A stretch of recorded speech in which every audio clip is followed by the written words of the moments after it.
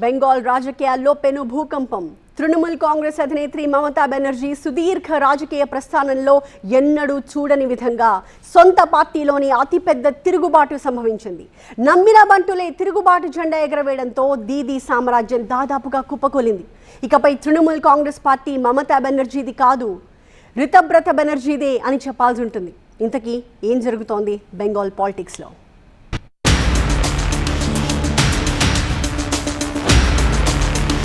పార్టీలో చాలా కాలంగా నివురుగప్పిన నిప్పులా ఉన్న అసంతృప్తి ఒక్కసారిగా బద్దలైందా?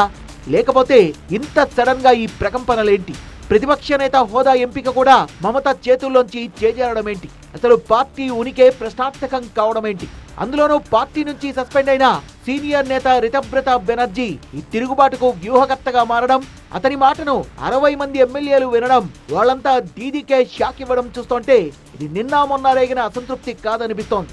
బెంగాల్ పొలిటికల్ సర్కిల్లో వినిపిస్తున్న టాక్ ఏంటంటే దీదీ, అభిషేక్ బెనర్జీల ఒంటెత్తు పోకడలకు స్వస్తి పలకడమే లక్ష్యంగా రితబ్రత బెనర్జీ నాయకత్వంలో ఏకంగా 60 మంది టీఎంసీ ఎమ్మెల్యేలు ఏకతాటిపైకొచ్చారని చెప్పుకుంటున్నారు.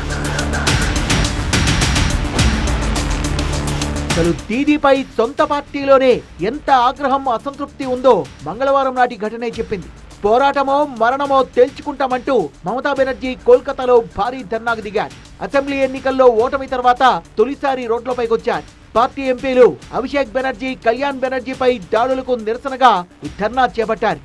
ఇంత పెద్ద కార్యక్రమానికి 6 ఎమ్మెల్యేలు, 5 ఎంపీలు మాత్రమే వచ్చారు.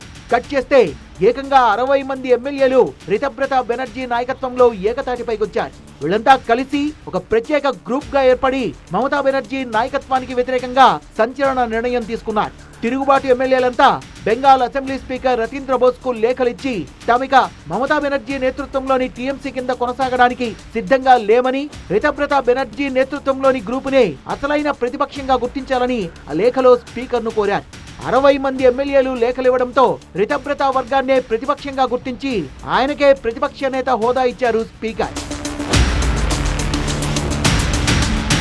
ఫిరాయింపుల నిరోధక చట్టం ప్రకారం ఒక పార్టీకి చెందిన ఎమ్మెల్యేలు అనర్హత వేటు పడకుండా విడిపోవాలన్నా లేదా మరో పార్టీలో విలీనం కావాలన్నా మొత్తం శాసనసభ పక్ష సభ్యుల్లో 3/2 మెజార్టీ తప్పనిసరి.